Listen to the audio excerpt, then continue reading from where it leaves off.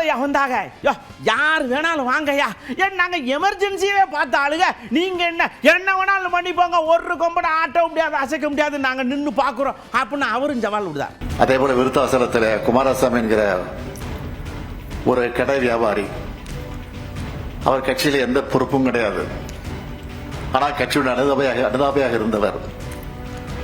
அவரும் கைது செய்யப்பட்டு விசாரணத்தில் கொண்டு கைது செய்யப்பட்டு உள்ளே அடைத்தார்கள். எதற்கு என்று கேட்டால், எப்படி ஏழுமலையில் கைது செய்யப்பட்டார்களோ அதே போல அவரும் விருத்தாசலத்தில் தலைவர் கலைஞர்கள் பேசுவதற்கு இடம் கொடுத்த காரணத்தால் மட்டுமல்ல, வீட்டிற்கு அழைத்து மதிய உணவு வழங்கிய காரணத்தால் கைது செய்யப்பட்டு சிறை அடைத்தார்கள்.